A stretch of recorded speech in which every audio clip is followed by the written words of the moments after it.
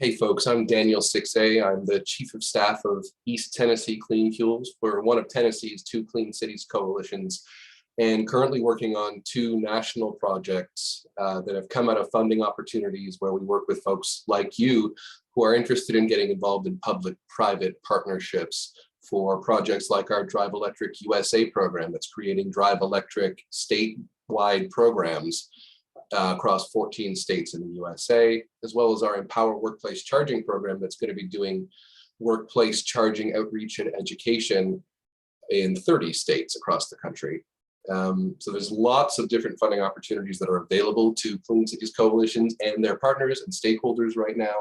I want to call attention to some of the funding opportunities that are currently in play, and some of these you've probably already heard about before, others you may not have.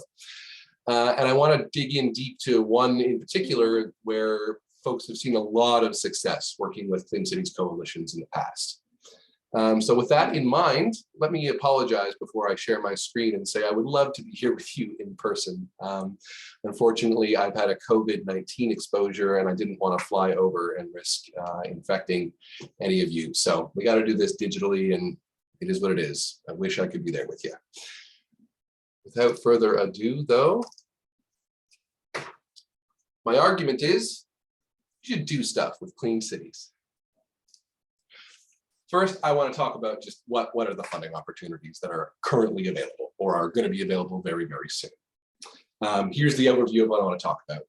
There's $7.5 billion for alt fuel infrastructure right now. We're talking about corridor charging. We're talking about some community level 2 or DC fast charging funding is going to be here too. That's broken down into $5 billion that is largely going to be going to build out the nation's DC fast charge corridors, and then $2.5 billion for funding electric vehicle charging within communities. There's $5 billion for new clean school buses to fund replacements of older diesel school buses. $2.5 billion for zero emission buses, and by that we mean hydrogen and electric, and then $2.5 billion for clean buses. Now that also includes hydrogen and electric, but it also includes other alternative fuels like propane, natural gas, the alt fuels that are used by many folks in the industry and have been for decades to be able to reduce their emissions and reduce their fuel consumption bottom line. So I'm really happy to see that there's funding for a wide variety of school bus types here, fuel types for school buses. Lastly, there's $1.5 billion that's going to be going towards the Federal Transit Administration's low no emission program for low or no emission public transit buses across the country.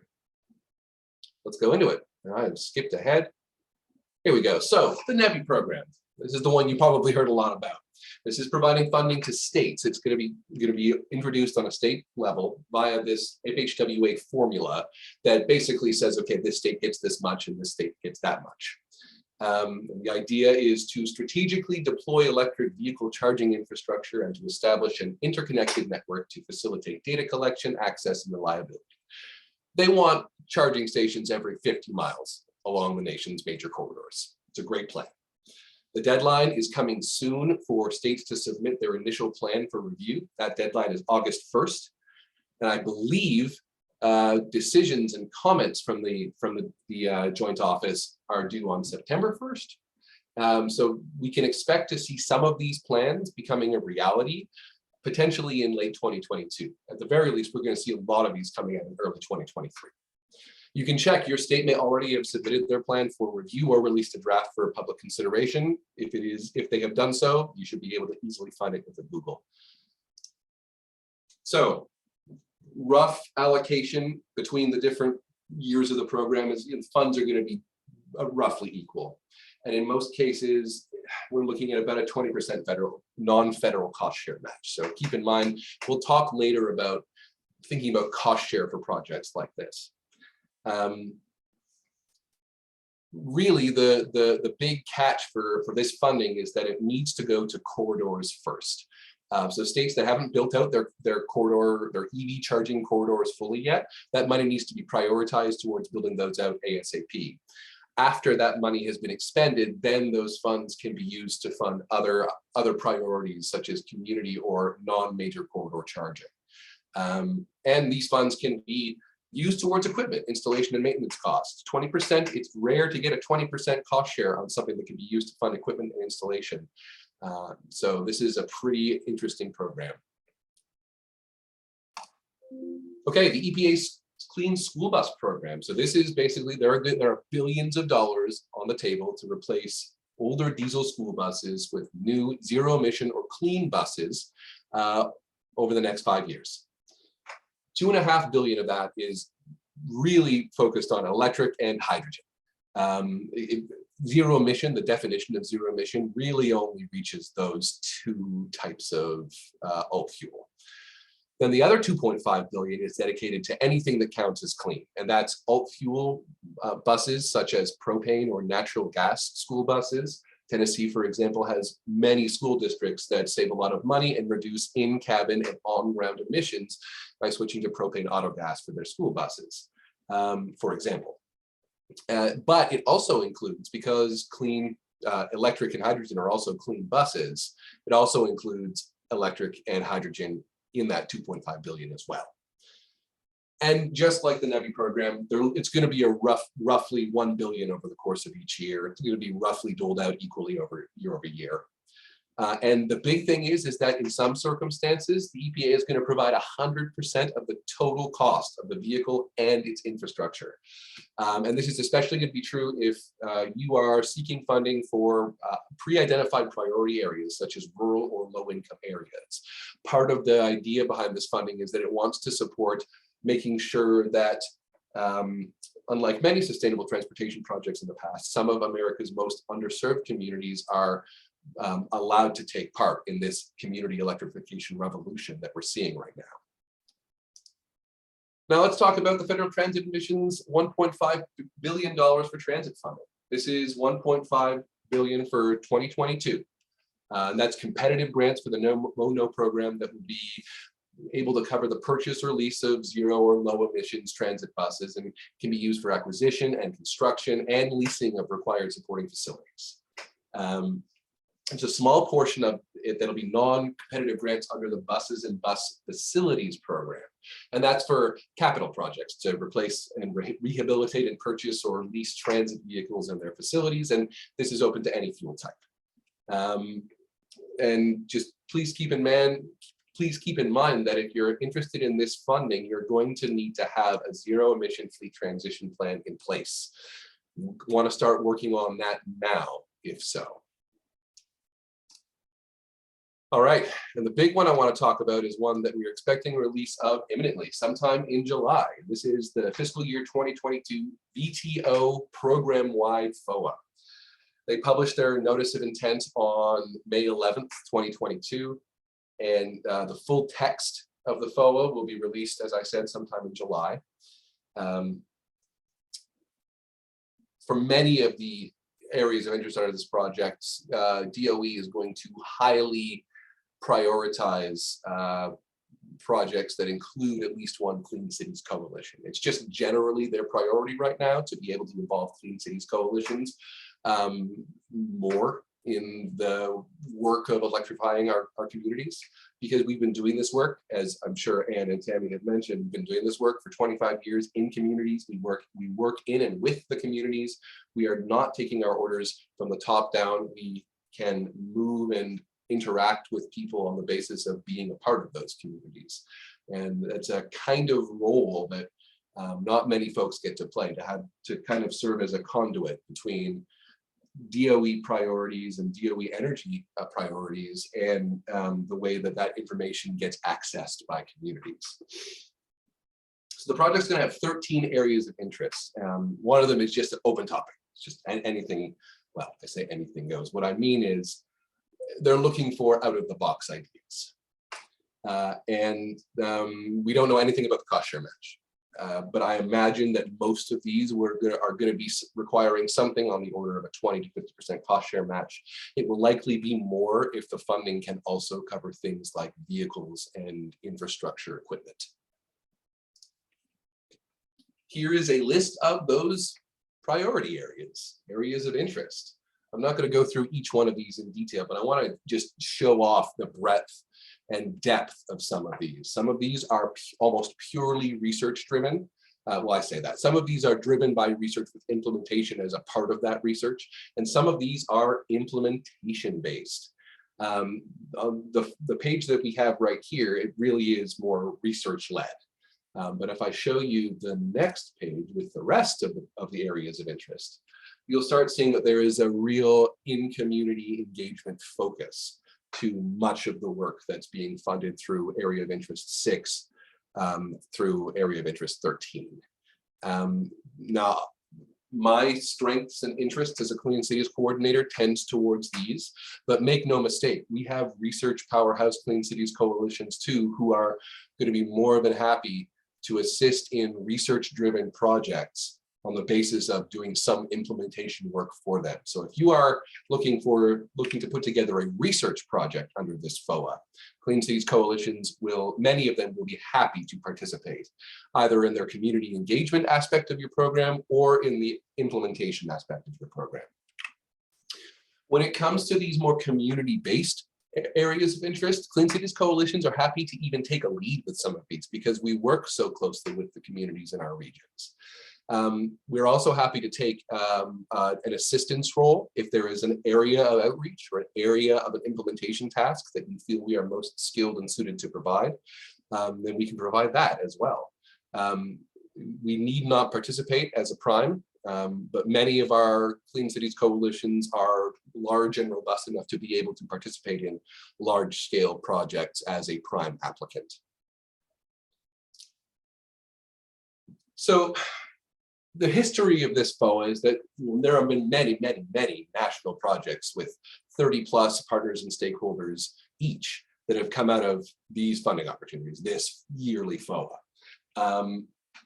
The Drive Electric USA and Empower Workplace Charging, those are two of our projects at East Tennessee Clean Fuels that are funded by previous years' FOAs in part. And they're working in over 30 states. So there's lots of opportunity to develop national level projects and programs with these FOAs, in addition to targeted work in states or in small areas as well. I'm sure that there is no kind of preconception about what kinds of projects are going to be the best fit here. Nearly every Clean Cities coalition in the country is going to be able to participate as a subrecipient or as a prime for some small scale projects.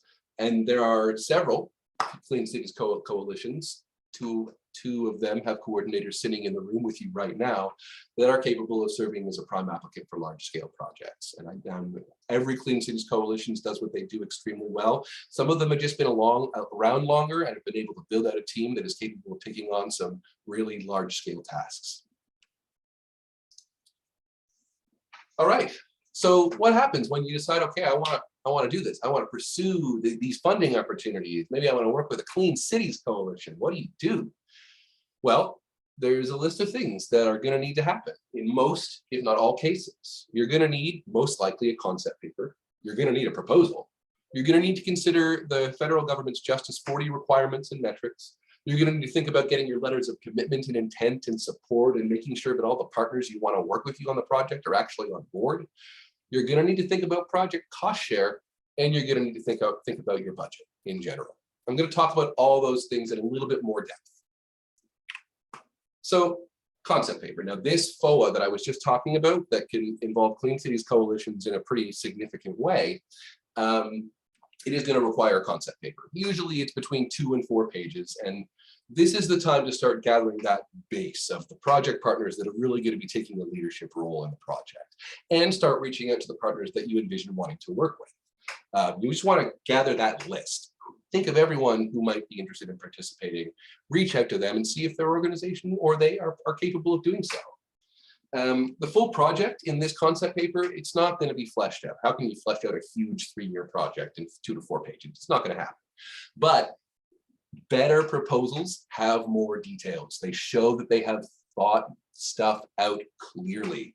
So the more precise and the more clarity that you can bring to your project idea in the concept paper, the better it's going to be. You want to make sure that you read that funding announcement carefully, because if they're using specific language and asking specific questions, answer those, use those. DOE wants to see that you are engaging with their priorities at the same time as you're engaging with a set of project priorities of your own. Introducing small graphics that don't take up too much space, like maps of project partners and things like that, can be really helpful as well. And this is just not going well for me today. Make sure you ground every concept in something concrete. Abstract thinking is great, but we want to see that this is an applicable thing that you're talking about. If you're doing community outreach, give an example. If your organization is experienced in the kind of work that the project will do, make sure it's clear that your organization is bringing that heft to the table. Understand who your audience is. EPA grants are different from DOT grants and different from DOE grants. Understand what that grant entity is going to be looking for. What are their current priorities, both for this particular funding opportunity and the overall goals of the organization. Reference previous successful projects if you can. If your organization has worked on similar projects, point them out and say, hey, we did this, we can do it here. We can improve upon our previous work and do it better. Let us try. And then make sure that the positive outcomes and inputs of your project are very clear. We want to see how this is going to affect communities. Next comes your full proposal. For that, you're going to need to build your SOPO, your Statement of Project Objectives. You're going to need to start itemizing the work to be accomplished by your project. You need to identify clear project objectives and summarize those at a high level. You need to establish a scope of work, including a basic timeline of how the project's going to go. You need to identify which tasks are going to need to be performed in each phase of your statement of work, project milestones and key deliverables for DOE to analyze, and listing all those project deliverables that are required by the funding announcement and plan for your project. It's got to be all in that. And then on top of that, you build a narrative for that. So the technical volume takes that SOPO and it develops it into a really full project narrative. It's the thing that really sells the project. In combination with the scope and the tasks and deliverables in your SOPO, this is where you're going to pitch, essentially, the project to the grant entity. This is going to require the most thinking of anything so far. You're going to need to hold all the details in your head. The phases of the project's impact and potential benefits, the feasibility of the project schedule, a project management plan that itemizes specific tasks and specific goals for specific points in time. There's a lot of work to do. When you're developing this proposal, make sure you're integrating your project with tools provided by the grant entity. If I'm applying for a DOE grant, and I need to look at alt fuel stations, I'm going to use their alt fuel station locator. I'm not going to use some other tool when the grant entity has a perfectly good one right there. Whenever possible, I need to know who's going to be doing the work. I need to be able to explain that to DOE and the chain of responsibility, both fiscally and in terms of getting the work done. You're going to want to emphasize how the project will positively impact the mission or the goals of the grant entity. Think about that. How does this project impact the overall mission of the Department of Energy, for example, or the EPA? You should note any innovative approaches or methods or technologies or implementations that your project is going to take on. It may be a different management tactic of different subrecipients and partners. It may be an approach to understanding the way that multifamily dwelling charging needs to happen. Identify that, name that if you can. And please, make sure you develop a compelling narrative. I have read a lot of proposals and abstracts that are sentence by sentence, well written, but don't come up to anything amounting to a narrative at the end. Tell the story of your project. Sell it. Don't just describe it. Lastly, make a flowchart of all your project focuses and team members and make sure these are well represented. Boy, back and forth, back and forth. Okay, we're almost done, folks. Justice 40 metrics. So I say pretty much every federal funding opportunity awarded under the Biden administration is going to need to demonstrate how at least 40% of the benefits of their project will benefit underserved communities. And to give you a sense of how many underserved communities there are in the United States, I implore you to access the Climate and Economic Justice Screening Tool. It's linked in my presentation. Feel free to, I think my slides are going to be available. Feel free to go here or just Google it, and you'll see the map. There's a lot of underserved communities. So it is great that this is now a focus of the federal government, and we need to start working out what tools we're going to use for our projects to be able to demonstrate that we're reaching 40% of those underserved communities and benefiting them. Because it's not fair that electrification gets to be enjoyed by people who just happen to have more money first. There are communities that can take advantage and use the onslaught of electrification in our communities to their economic and health advantages. And we want to make sure that those folks can access the technology and the opportunities when they're available. To help doing that, when you're thinking about your project, engage with the local community organizations that are working in the underserved areas your project is going to serve. No one is going to have a better idea of what those problems are and how you can best address them than they are, at least in terms of a conversation with you. And my favorite bit of this is that please, I love it when a project includes a community organization, not just as an implementation assistant, when it's an afterthought, when it's like, oh, well, we have a little bit of money to do some implementation. There's this organization over here. Can we throw you $10,000 to talk to some people for us and see how they like this new thing? It doesn't really let the community organization do anything meaningful in their communities. Give them some funding to actually set up a program if you can. Try and house something in that project in the organization. Provide some funding to them. It can make a really big difference for the community you're working in, and it gives you a perspective that is really hard to get. The perspective of what it is like and the problems that are experienced by people who live in those communities. They're often mistrustful of folks who are coming to them with big promises from the federal government, or who are representing federal dollars to do things in their communities that they didn't necessarily ask for.